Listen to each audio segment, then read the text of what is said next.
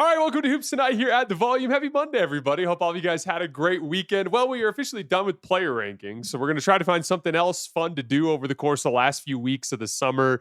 As we get into October, we're going to shift gears into season previews, and we're going to cover some preseason games as well. But in this phase, we're going to do, for this week, List Week. So every day this week, we're going to have a top 10 ranking of something fun that we can debate over the summer. Today's top 10 list is going to be the top 10 individual peaks of the last 25 years. Then we'll have similar lists on Tuesday through Friday this week.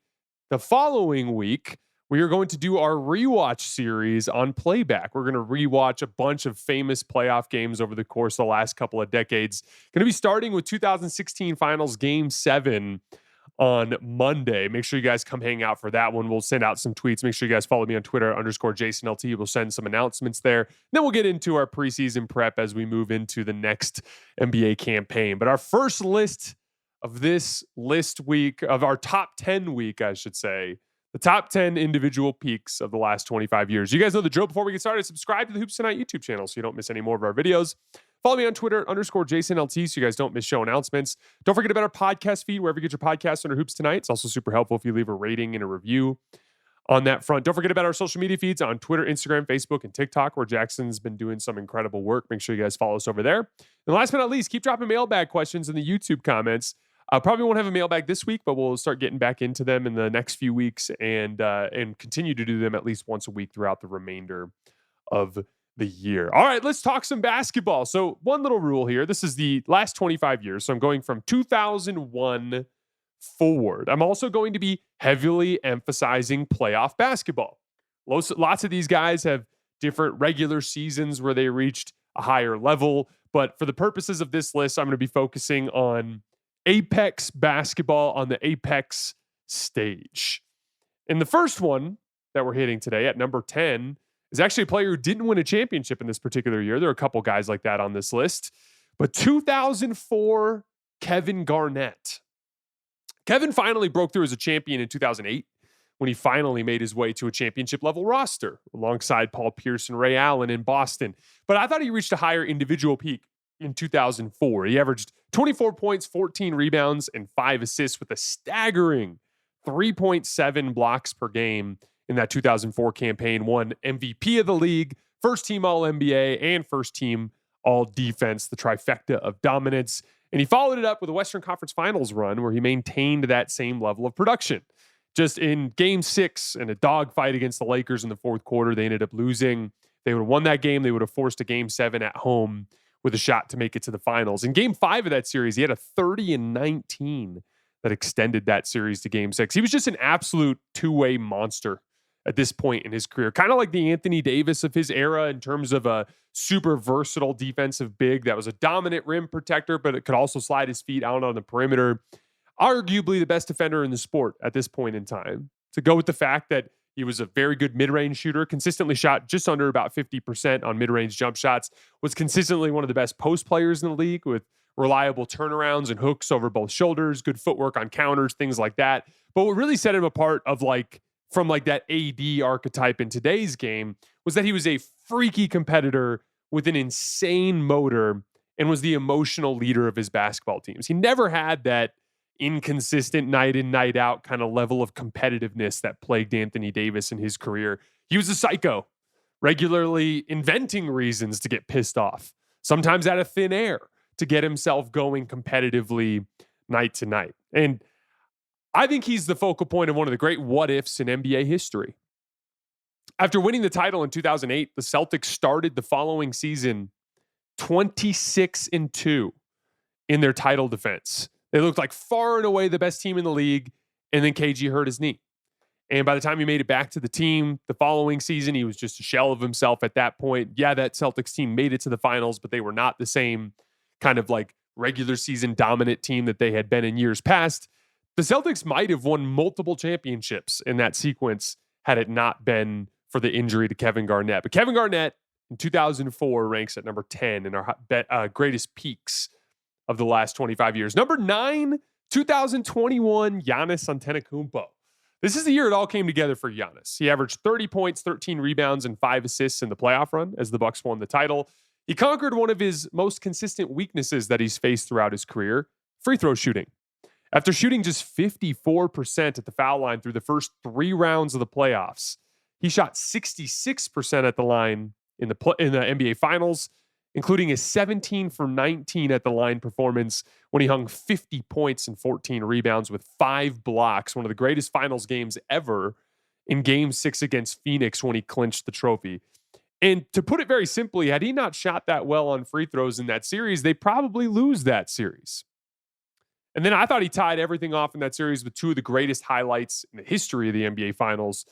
An amazing drop coverage rep where he was defending the ball and the roll man, Devin Booker on his left-hand side and DeAndre Ayton on his right-hand side, and he successfully stunted up at Devin Booker to get him to throw the pass, but recovered to block DeAndre Ayton on the lob, one of the best drop coverage reps you'll ever see, and one of the best alley-oop dunks that we've seen in the finals, a play where a steal from Drew Holiday and a run out along the right side of the floor. Chris Paul throws a nasty, dirty shove on Giannis as he's going up to dunk it, but he dunks it anyway. And Giannis didn't care because it sealed the win in that one. Just an unbelievable exclamation point on the 2021 Bucks title run. This was the apex of Giannis. The same unstoppable downhill force that you could book for an efficient 30 points per game, no matter what, while simultaneously being a top 2 or 3 defender in the world with that youthful motor that allowed him to play both ends of the floor with 100% effort every single night, no matter what. That's the big difference. I've been getting a lot of crap for putting Giannis at 4 and in our actual player rankings list. And this is a guy who's missed 8 of his last 16 playoff games and has failed to play 70 games in the regular season in 5 of the last 6 seasons. At this point in his career, in 2021, he was still that every night reliable 2-way monster that was dominating the league and had the crown at that point in time. Number 8, the 8th greatest peak of the last 25 years, 2017 Kevin Durant. After spending years playing alongside a roster built for defense in Oklahoma City and alongside a co-star in Russell Westbrook that often hijacked the offense despite being the inferior player, Kevin Durant immediately exploded in the Golden State Warriors system alongside Steph Curry. In the 2016 Western Conference Finals run, his last year with Oklahoma City, he posted a true shooting percentage of just 54%. In the following playoff run, in 2017, he posted a true shooting percentage with Golden State of 68%, a 14% increase year over year. In my opinion, the greatest basketball team ever assembled. Obviously, they won 15 consecutive playoff games that year before hosting the Finals MVP trophy in a monster Game 3 against Cleveland, where he hit the game winner over LeBron. Obviously, had a similar season in 2018. I want to kind of zoom in at this 2017-2018 stretch because, again, the degree of difficulty wasn't the same. He's on the greatest basketball team ever assembled. They were rarely threatened over that span, but I thought this was where KD's versatility on both ends of the floor really came to the forefront. Playing in a system like this, where he was actually forced to exist both on and off the ball seamlessly as the offense flowed from side to side, operating as a 2-man game partner in one of the most devastating 2-man game actions in the league at that point in time, the 1-3 pick and roll with Steph and Kevin Durant, having to anchor units when Steph was off the floor. He was constantly filling a half dozen different types of offensive roles during that span, something that Kevin Durant has been underrated for in his career as a very versatile basketball player. And I thought this was 2017 and 2018, the peak of Kevin Durant as a defensive player in the NBA. These were the only 2 years in his career where he averaged over 1.5 blocks per game, did a lot of great work as a low man help side rim protector behind Draymond, and obviously had the ability to switch out onto the perimeter as well. This was an incredible demonstration of the versatile basketball player that Kevin Durant was. Back-to-back finals MVPs, preposterous efficiency, a couple of iconic shots. 2017 Kevin Durant, the 8th highest peak of the last 25 years. Number 7, an interesting one here. 2011 Dirk Nowitzki. Arguably the most impressive individual playoff run when you factor in the degree of difficulty and the rivals that he faced. He averaged 28 points and 8 rebounds on 61% true shooting in the finals run. He shot 46% from the three-point line, 49% from the field, 46% from three, 94 from the line. So almost 50, 45, 95, which would have been insane. Ran an absolute gauntlet, swept the defending champion Los Angeles Lakers in the second round, hung 240 pieces on the Kevin Durant Thunder in the conference finals, including a 48-point game in game one. And then beating a substantial favorite Miami Heat team in the finals, soundly outplaying LeBron James and Dwayne Wade, including a game-winning driving layup in game two and a monster fourth-quarter comeback going right around Chris Bosh for a lefty layup that stole home court advantage in that series. The simplest way that I could put the Dirk Nowitzki experience during that era, as someone who actively rooted against him during those days, was to say that he could not be guarded, not by anyone. There was a phase in his career in the late 2010s where he kind of struggled with shorter, stockier wings that would get up underneath him, but he had basically solved that with a dominant face-up game around the elbows where he got really good at using his shoulder to create tiny bits of separation and a super compact release. He didn't draw his release out. He was super compact with it. He could get to it in these super tight windows around his shoulders and just rise up over the top of these smaller wings that would get up underneath him. He was way too fast and skilled for bigs. You basically just had to pray that he would miss. And as the numbers showed, he usually didn't miss. Dirk had a complicated up and down career, but when it comes to absolute peaks that a basketball player can reach, you absolutely have to factor in Dirk's 2011 playoff run on a list like this. Number 6, 2003, Tim Duncan. The big fundamental. In this season, 23 points, 13 rebounds, and 4 assists with 3.6 stocks per game. The trifecta, like Kevin Garnett, the following year, MVP of the league, first team All-NBA, and first team All-Defense that season. Went up to 25 points, 15 rebounds, and 5 assists per game on 3.9 stocks per game in the playoff run. Similar type of gauntlet, especially in the Western Conference, went through Amari Stoudemire in the first round, Shaquille O'Neal in the second round, Dirk Nowitzki before his injury in the third round. He had 3 games in that playoff run, 3 different games where he put up 20 points, 20 rebounds, and 6 blocks in the same game, 2 of which were in the NBA Finals. Tim Duncan's all-time resume is one of longevity, consistency, and leadership, as he anchored seemingly 5 completely different eras of Spurs basketball. But he also had a crazy high peak. He was a devastating rim protector who made 15 all-defense teams. Even late in his career, he made second-team all-defense in 2015 as a proverbial old man in the NBA, right? One of the best rebounders in the game, a monster low block, like post-up shot creator with a powerful set of moves towards the rim, turnaround bank shots over his right shoulder, face-up bank shots. He was an underrated passer. He was a great two-man game partner with Parker and Ginobili. Many folks consider him to be the best player of his era, even over guys like Kobe and Shaq. Now, I personally think those guys were better players at their peaks, but as I mentioned earlier, Duncan's case is one of consistency, leadership, and longevity, and it's a damn good case.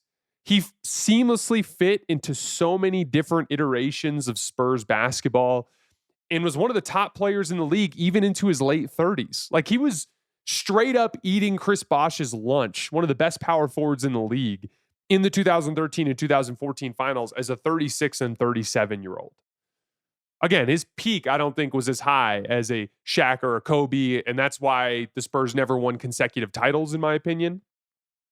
But I thought Duncan was closer to his peak more consistently for a longer period of time. And what that does is that opens up opportunity for a roster to go right, whether it be Manu or Tony hitting a specific peak in a specific playoff run, or role players capturing synergy like the 2014 ball movement Spurs did, right? Or maybe circumstances around the league. A certain team gets knocked out, a certain opportunity opens up. But Duncan's consistency and longevity allowed the Spurs to crack through on 5 different occasions to win the title. And that's his case.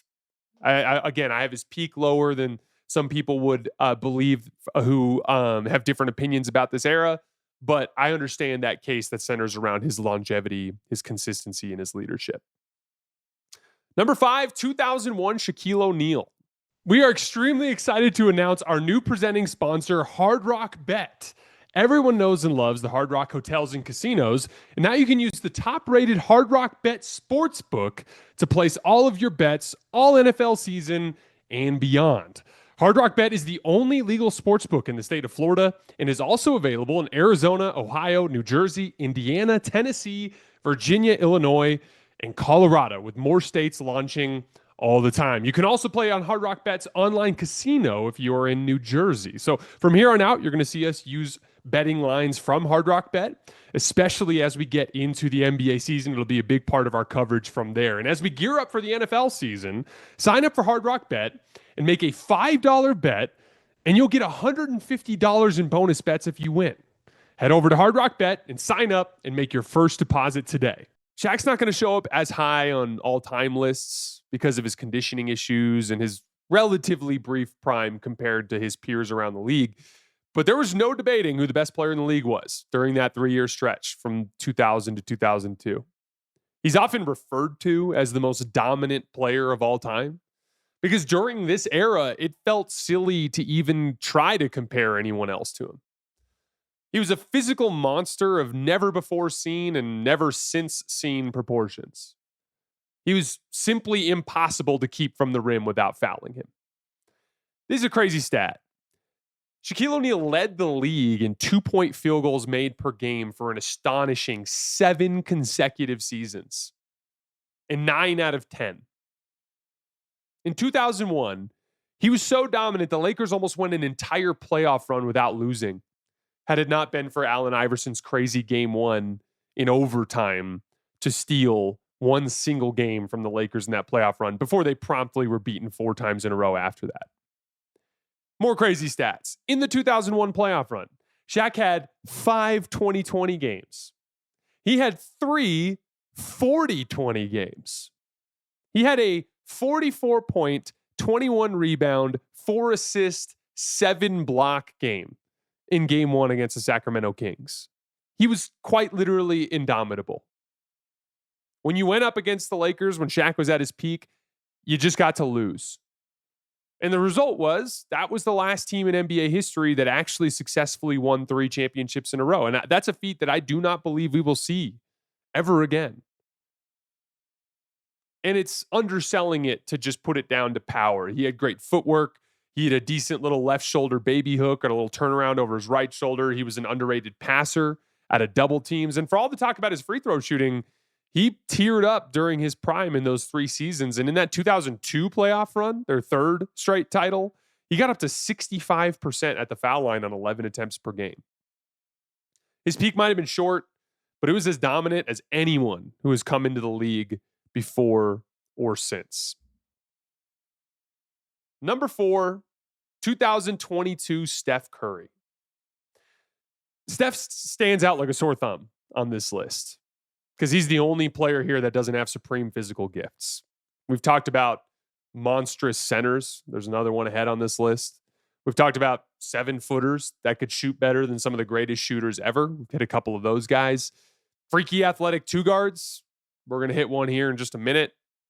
Hybrid forwards who might be the greatest athletes to ever play the sport, like Giannis or LeBron, who we're going to hit later on in this list. And then there's Steph Curry, 6'3" with mediocre athleticism. And yet here he is with the 4th best peak of the last 25 years. It's important to acknowledge that Steph does have a remarkable natural gift. I think he has the best hand-eye coordination of any athlete I've ever seen, which extends far beyond just shooting the basketball. He's already entered into the world of golf and become a prominent presence there.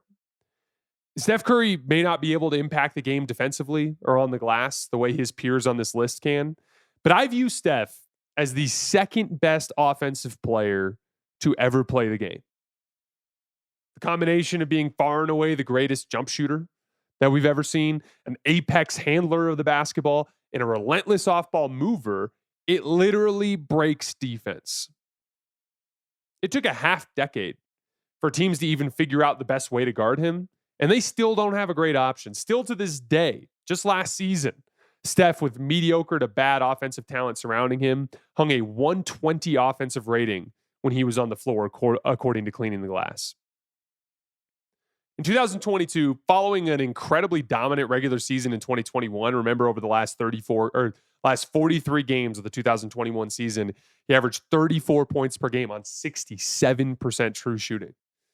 But he followed it up in 2022 with one of the more impressive titles of this era, carrying a team where his supporting offensive talent was essentially made up of a surgically repaired Klay Thompson, Andrew Wiggins, a guy pretty universally considered to be a bust relative to his draft pick, and Jordan Poole, who's on his third team already since entering the league. And he ripped through Nikola Jokic in the first round, the 2-seeded Ja Morant Grizzlies in the second round, red-hot Luka Doncic-led Mavs in the Western Conference Finals, and one of the great defenses of this era in the Boston Celtics in the NBA Finals. And I thought he capped it off with the greatest individual performance of his career. A game, by the way, that we will be rewatching on playback next week. Game 4, down 2-1 on the road, 43 points and 10 rebounds, 14 for 26 from the field, 7 for 14 from 3. Unbelievable shot difficulty. He had a half dozen of the most difficult shots he's hit in his career in that game. It was just an absolutely amazing display of carrying your team to the trophy. And again, like I said, one of the more impressive titles of this era. 2022 Steph, our fourth highest peak of the last 25 years. Number 3, 2009 Kobe Bryant. Kobe is a guy who has become underrated as the years have gone by because younger basketball fans and some of the basketball fans that consume basketball through the form of analytical data, looking at basketball reference pages, things along that line, those two groups have a really hard time understanding Kobe's basketball reference page. The scoring guards of this era are just a lot more efficient than Kobe, right? And so it's really difficult to kind of reconcile that for a lot of people. But first of all scoring guards from that era were inefficient by modern standards. You got to look at it through that lens. But even if we accept those confines, this version of Kobe was incredibly underrated. From 2008 to 2010, over 67 playoff games, he averaged 30 points, 6 rebounds, and 6 assists with 2.5 stocks per game on 57% true shooting. 57%. Even by today's standards, that's pretty good. Shai Gilgeous-Alexander just hung a 57% true shooting in this year's final run. Relative to Kobe's era, that was insane. That was efficient for a player of his archetype, especially when you factor in the difficulty of shots that he was taking often in that offense. In that 3-year span, he won a regular season MVP. He won 2 finals MVPs. He was the greatest scorer in the game, but he was also playing far and away the best team basketball of his career in that span, operating as a high-level passer in the triangle offense, while simultaneously being one of the best defenders in the league. He made all-defense, first-team all-defense, all of those 3 years as part of a stretch where he made it 6 times in a row. And he won back-to-back titles, which, again, is an increasingly rare feat in the modern NBA. The only time it's been done over the course of the last decade was LeBron James with, Dwayne Wade, who wasn't the same guy that he was when they first teamed up, but still was very, very good. And then Kevin Durant and Steph Curry, 2 of the top 3 players in the league at the time. It's an unbelievable feat. I'm not going to let the nerds and the kids convince me that Kobe was bad or overrated. I think he's the 3rd best player of all time. I think he's a guy that for whatever reason, people just struggle to reconcile some simple statistical realities. But even when you really dig into it, he was so much better than people give him credit for. Number 2, the second greatest peak of the last 25 years, 2023 Nikola Jokic. I think he's quite simply the greatest offensive player to ever play the game of basketball. He was a Shaquille O'Neal-esque dominant interior scorer. I shouldn't say was, he still is. A Shaquille O'Neal-esque dominant interior scorer that literally cannot be defended one-on-one. He's variance-proof in that he relies on short-range shot making. Shots inside of 10 feet that he can hit well over 60%. Here's how good he was at short-range shot making in 2023. He was 67% on floaters, 67% on hooks, and 74% on jump shots inside of 17 feet. That's the most reliable short-range shot making we have ever seen by a mile. And he combined all of that with being the best passer in basketball. He went absolutely nuclear in that playoff run from three. He hit 46% of his threes on 4 attempts per game, including a handful of some of the wildest leaning, somber shuffle shots with Anthony Davis smothering him that you'll ever see.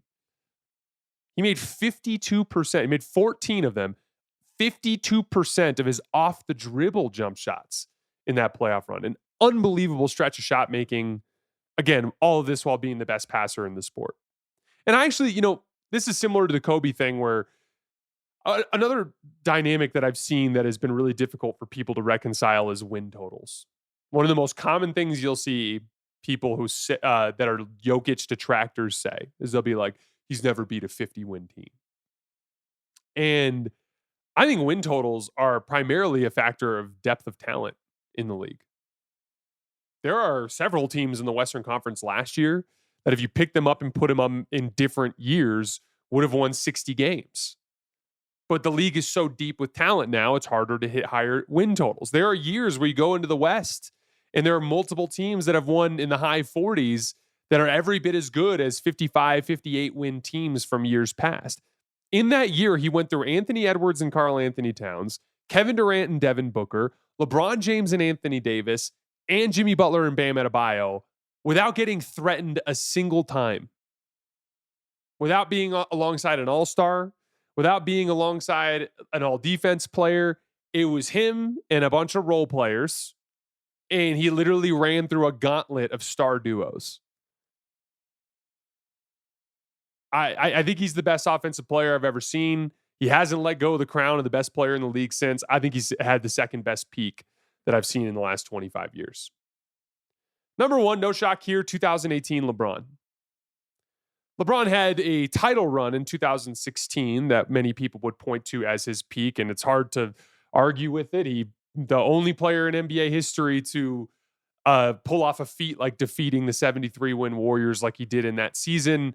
Back-to-back 40-point games in the finals, one of the most iconic highlights in NBA Finals history. That's all great. I thought LeBron was a better basketball player in 2018. I think 2018 LeBron is the best basketball player that has ever played the sport. It was the last year where LeBron was a real apex athlete, but it was also his peak as a shot maker, as a playmaker, overall as a floor general, as like an improvisational scorer. Unfortunately, it coincided with the worst roster that he's ever played with in his career. But it allowed us to see a unique thing that happens in basketball, something I talk about all the time, having to do with adversity, bringing the absolute best out of people. It allowed us to see what happens when the best basketball player ever has to be at his very best every single night in order for the team to win. In 2 playoff runs, spanning 2017 and 2018, a 40-game sample, so 40 playoff games, his last 2 playoff runs in Cleveland, LeBron averaged 34 points per game. To go with 9 rebounds and 9 assists, to go with 2.8 stocks per game on 63% true shooting. I'm going to read that again because it's batshit. 34, 9, and 9 with 2.8 stocks on 63% true shooting over 40 playoff games. Made it to the finals twice and just ended up losing to the greatest basketball team ever assembled, that Kevin Durant, Steph Curry Golden State Warriors team. He hung 10 40-point playoff games in that span. 1 out of 4 nights, you were getting 40. He hung 19 35-point games. In that span, it was a coin flip. You were going to get 35 plus out of LeBron. I think LeBron is the 3rd best offensive player that I've ever seen in the sport, all while still being one of the most impactful two-way athletes in the game, even in 2018. something that obviously guys like Steph Curry and Nikola Jokic couldn't do given their athletic limitations. I think 2018 LeBron is the peak of basketball that has ever been played on this earth. And that 2018 stretch is one that I'll always look back on very fondly. All right, guys, that's all we have for today's top 10 peaks of the last 25 years. We'll be back tomorrow with another top 10, and we'll have them throughout the rest of this week. As always, we appreciate you guys for supporting us and supporting the show, and we will see you tomorrow.